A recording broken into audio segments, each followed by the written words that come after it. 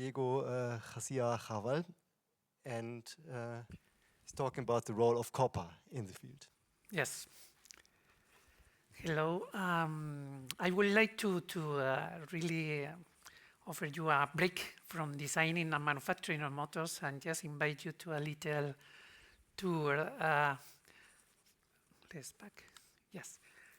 To the raw material ground, and in particular refined copper. Well, I would like to share some relevant figures and information regarding basically three aspects related with refined copper. One is supply and demand of refined copper, global and European level. Second one is about the efforts that the industry is doing in order to reduce the carbon content of the refined copper. And the last one is also some facts about recycling.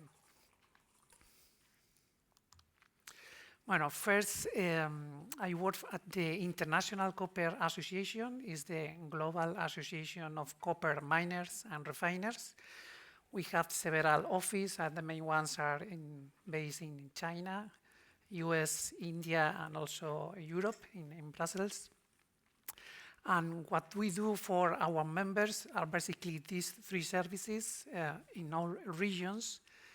The first one relates to promote. It refers to all kind of public affairs activities and also external communications. The second one, protect, is related with all kind of regulations of policy related with the production and handling of copper, and also the concentrate all the materials, let's say, to produce refined copper. And the third one, we call it defense, is related to the use of copper. So basically what we do is to monitor the middle long-term demand of copper in quite different applications. In Europe, we are the five main ones are power cables, also transformers and industrial motors. And the last one is regarding heat pumps and electromobility. I'm responsible for electromobility in Europe. And what we do is, in particular, inside vehicles, light-duty vehicles, is to look at the demand of copper by batteries, traction units, and high power cables. And in the case that the trend is going not to be positive for copper, just to figure out what to do about it, and at the same time, if we see opportunities to increase the demand of copper, just to work, let's say, to accelerate that opportunity. Okay, so regarding demand and supply of copper, I think the first point is really to put into perspective what are really the demand in the next decades of copper. That sometimes you can see or read some alarming messages regarding the availability of copper. And for example, if we look at the EU, the prospect is just an increase of 1.2% every year in the demand of copper until 2050. And if you look at the worldwide global level, IEA making an average of the different scenarios, they manage several scenarios. The growth they forecast is between 1.6 and 2.6 increase per year. But that's compared with, let's say, all the history from the beginning of last century. The average has been 3% annually. So of course, is a challenge, but it's not a so alarming challenge what we have in front of us. Also, the copper sector, the copper producers are continuing exploring and looking for new resources and certified reserves. And this graph is made based on a survey by the International Copper Study Group. It's an intergovernmental entity with 25 countries associated, also the European Union, and with the goal to monitor, let's say, what's going on in the copper market globally. So they make every year a survey among copper miners, and where you can see here is the prospect, what is in the pipeline for future copper mining sites. So the ones, these are the ones that are already in operation. Here is only reflected the mines with a production, annual production above 100,000 tons of copper. These one are in the pipeline and is planned to become online before 2028, and the rest is after 2028. So in total, in the pipeline of future capacity is about 10 million tons of copper of new capacity. When the mine production in 2023 was 22 million tons. So that is really what we have, let's say, from the supply side on for the coming years. Okay, regarding from global to Europe, we are rely the supply of copper mostly in local sources. Basically, this is rounder numbers, but just to be easy to remember, and figures related with 2022. So roughly the consumption of refined copper in Europe in 22 was 4.1 million tons, and around 20% of those 4 million tons are mined and refined in Europe. 50% comes from recycling, is refined in Europe, low grade and high grade scrap. Another 20% is copper concentrate that comes from outside Europe but is refined in Europe. And the last 10% is refined copper coming from abroad. Because really let me show you, this is in more detail, with more detail the previous slide. You see here the first step is this is the 20% that I mentioned, compared with the 4 million tons is pure mining in Europe. Most of the mines are located in Sweden and Finland, also in southwest Europe, Portugal, and southern Spain, and the last sector is in Poland. So this is the 0.8 million tons. This is the net import of copper concentrate, about the same amount, and the last one is part of the recycling. This is recycling of low grade that is necessary to refine after recycling. So the output of the smelting and refining, what is the second step, after mining, the output from mining is called copper concentrate. It's about 30% concentration of copper. And then the step is smelting and refining. The output of the smelting and refining is finally a copper cathode, what is what is traded in the metal exchange. And here with the high grade recycling that is not necessary to go through refining, and also the net import of refined copper is the input, is the 4.1 million tons that I mentioned. That is the input in the semi-fabrication, in order to make intermediate products that finally they're going to make or to go to make end products.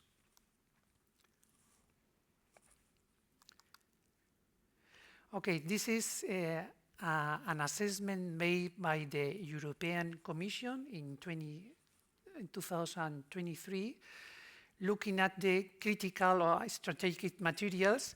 How is the position of Europe regarding those materials? Basically, based in 4 parameters describing the critical raw material at. One is the extraction or mining, the other is processing, recycling, and also the dependency on a single country. And regarding those parameters, the assessment by the European Commission is that copper that is strategic, because all the industries depending on copper, the risk of supply is relatively low compared with other materials. So really, they don't see, they say, future problems with copper. But anyway, it's important to keep working in order to ensure that this situation remains in the future, and all the demand, the future demand, is going to be supply fit. So really, in our view, the strategy is in those 4 pillars. The first one is, of course, to boost and support domestic mining, especially all the permitting that is quite long in mining in general, and the copper mining too, between 10 and 20 years. Secondly, to increase the capacity of smelting or refining. The third one is to improve recycling. I will make the third part of my presentation is about recycling. I will mention a couple of aspects regarding recycling. And the last one is also to establish or to strengthen the trade agreements with reliable countries, third countries. Okay, this was about supply and demand. Now I'm going to say several things regarding the CO2, the carbon content. The current demand or use of refined copper is about 25 million tons annually at global level. And the production of that refined copper is roughly 3 tons of CO2, generates 3 tons of CO2 by ton of copper or refined copper. But it accounts approximately around 0.2% of the global generation of carbon, global emissions. But that material helps to abate roughly 2/3 of the CO2 that humanity generates, basically through renewable generation, electric vehicles, etc., other applications. But the forecast, or the common forecast for different experts, is that in 25 years, by 2050, the demand of copper is going to be double, around 50 million tons. So the ICA and its members decide that to do something regarding the emissions and to reduce the emissions. So in 2023, after a couple of years of working and really assessing all the possible technologies to be implemented in the production of copper, and also looking at all requirements from regulation and policy, is that they publish, is available in the internet, a credible pathway in order to reduce, to achieve a net zero copper by 2050 or sooner. So this pathway is based on what technology could achieve, and also about all the enablers could progress. So basically, the commitment, and concretely, is by all members of ICA, is to reduce to net zero Scope 1 and 2 by 2050 or sooner, and to support all the efforts in order to reduce Scope 3. And for the commitment for our association are really 3 commitments. One is to review this pathway every 5 years, just to incorporate all their changes and improvements in technology or in other elements of the pathway. Also to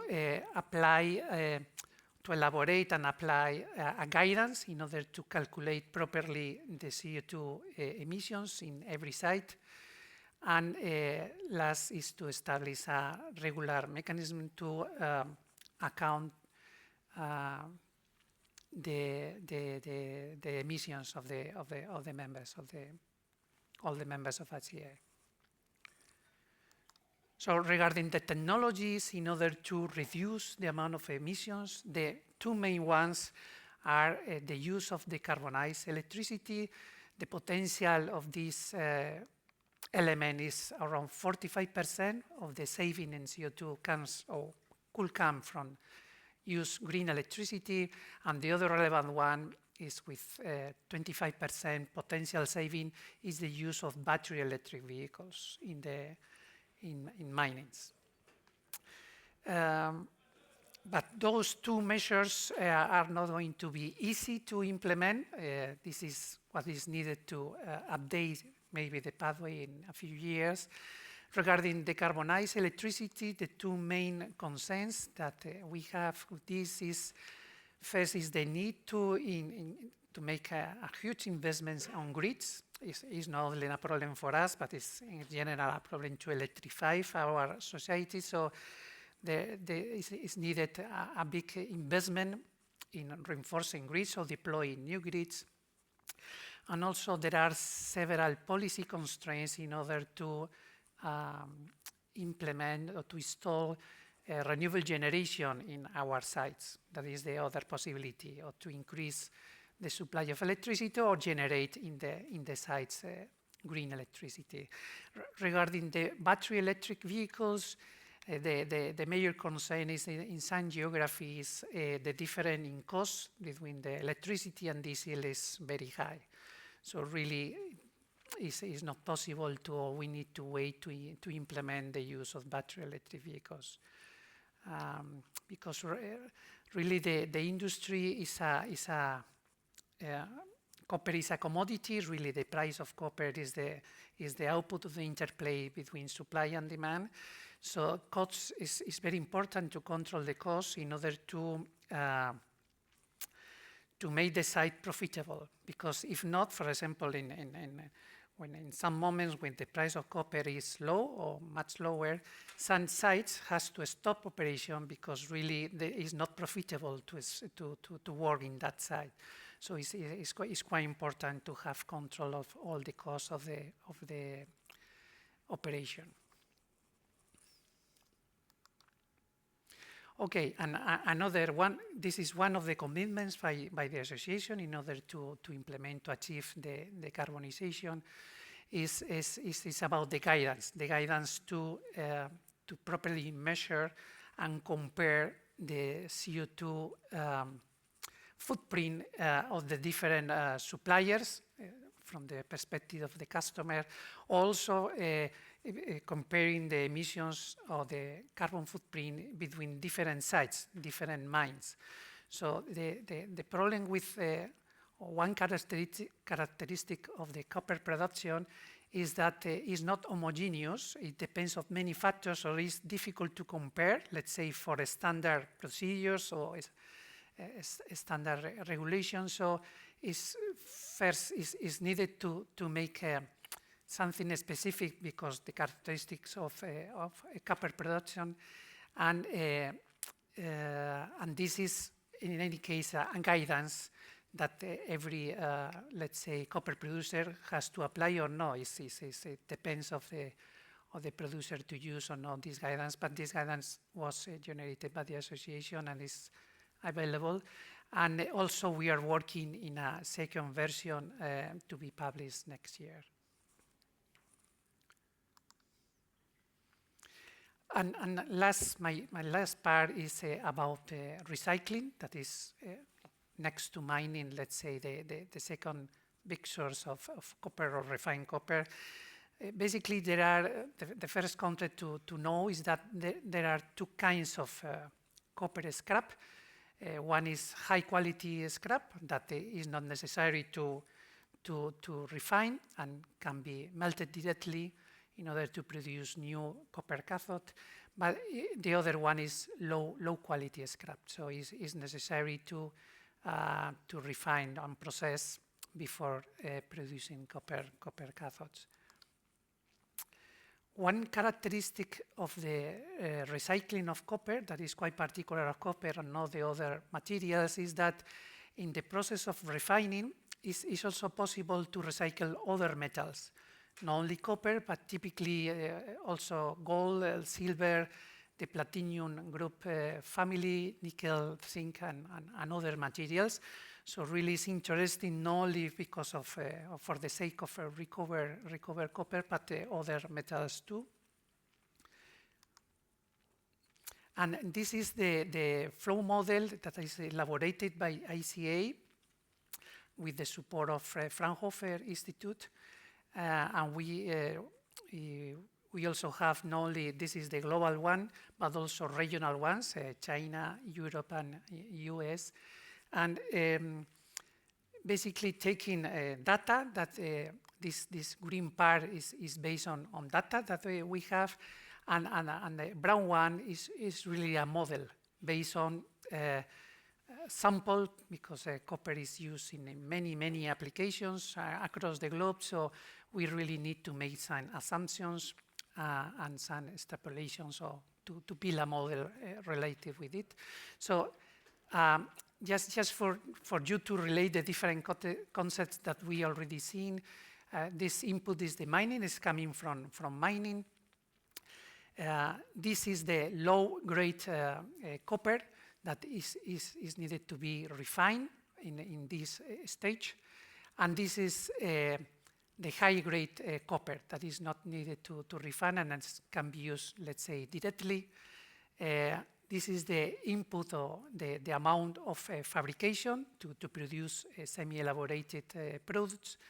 And this semi-elaborated products goes to the, let's say, manufacturing of end products. So from the manufacturing of end products, we have really two flows. So the biggest one, of course, is just to feed, let's say, the stock of copper in use that we estimate currently it is about 470 million tons in operation across the globe. But there is also a part that is not small, it's 4 million tons, that is scrap generated in the production of end products. So, and from the stock in use, basically we have four main flows.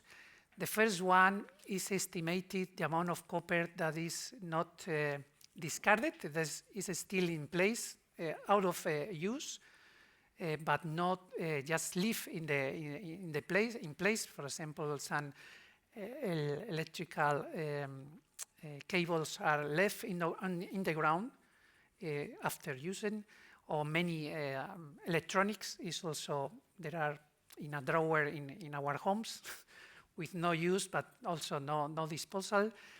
And a part of that, we have here another, let's say, a couple of flows, that is what finally is collected in order to be recycled. So there is one that is effectively incorporated or not closed in the loop, let's say, and the rest is lost, basically because the procedure to sort and to separate copper of the rest, but it's not perfect, so there is a loss here. And this is really the difference of what is let's say, moved is disposed, or is disposal, but is not entering in the collection of raw materials and in the recycling loop. So it's really a big number, 7 million tons annually. And in fact, we are working in the revision of this model in order really to find out, or to have more details what happened with those 7 million tons. So I suppose soon we'll have a new version with more detail about that window. This is my last slide. You see here basically what is the share. This is the recycling input rate, that at the end, what is the share of recycling in the production of refined copper. And as you see, it's about 30-something, but going down, really losing, let's say, recycling material is the result of our data model. And this is the rate between the amount of low and high grade scrap divided by the output of refined copper, as simple as that. And it's about now, it's 30, 32, something like that. So we see as quite important to increase, to change that trend, and of course to increase that percentage. And the three main pillars that we see in order to increase the recycling, The first one is, a more important one, is to increase collection. This is about the 7 million tons that I mentioned. Also, it's very important to design the end products to be easier and to reduce the losses when recycling those products. So design for recyclability is also key. And the last one is, of course, to improve all the methods to separate the copper from the other materials at the recycling side. No? These are the three big pillars in order really to change this trend and increase the share. So this is all for me. Thank you. If you have any questions, yes.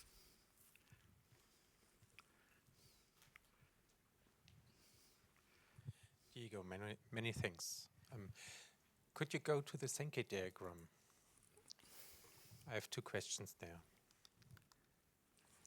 First, from your former slide for the European flow, Yes. I got the impression that around 50% is recycled. If I look to the backflow on the top, it looks a bit less than 50%. So this is more the global view here, and Europe looks better in recycling. That's Yes. the story? Okay. Yes, yes. And I got it right. My second question is the top left, the input. How much copper is there still in the mines? No? When does it stop? No? You show plans to. Do you mean here? Yes, yes. When will it stop? We need all in the recycling path at the end. No? What's your forecast? How long can we do it? Good question. In the last decades, well, as I said, the exploration is always working. Of course, no, it's not in the papers, etc., but it's always working. And the first step of exploration is to discover reserves. Then you need to do some, let's say, verifications in order to move from reserve to resource, to certified reserves, okay? And certified reserves, we have, let's say, a high grade of guarantee that the copper is there, let's say. And in the last decades, the amount of certified reserves equals to 40 years of demand. So as demand is growing, the certified reserves are growing because the ratio in the last decades keep constant, about 40 years. So there is enough copper, let's say, on the top left.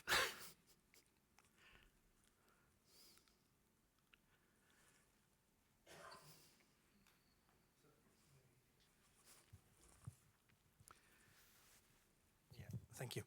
So my question would look into the future. So if we look at 2050, do we see a higher demand on copper than you would be able to provide to the industry, or will you catch up with this demand? Who knows?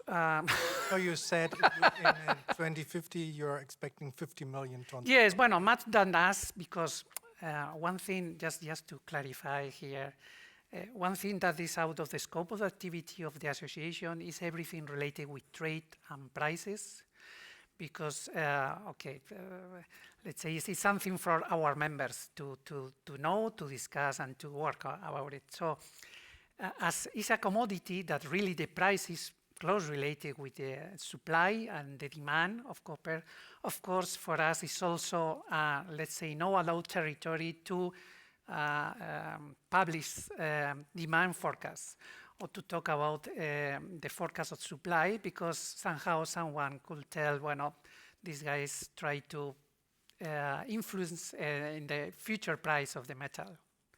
So just for you. So we only manage, let's say, at public level, let's say, the demand, the forecast of others.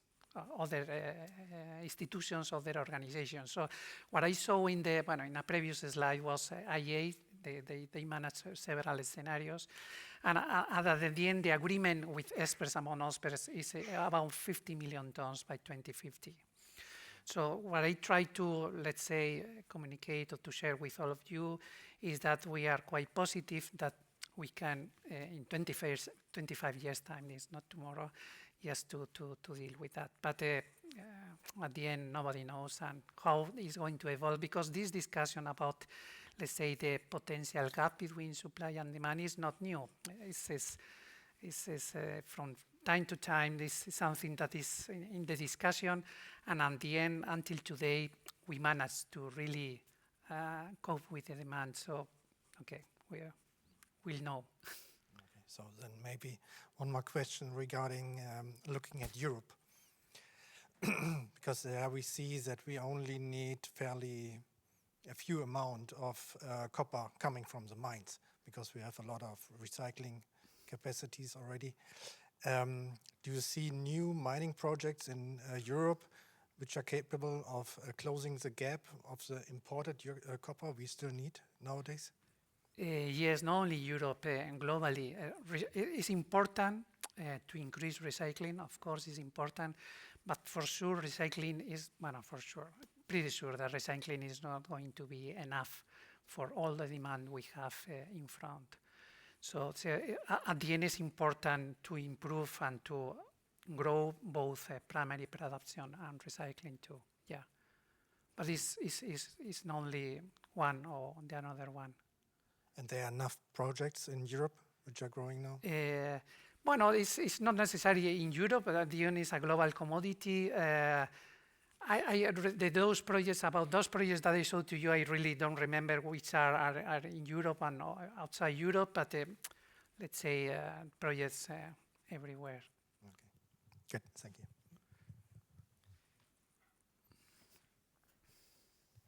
Okay, perfect. Thank you so much.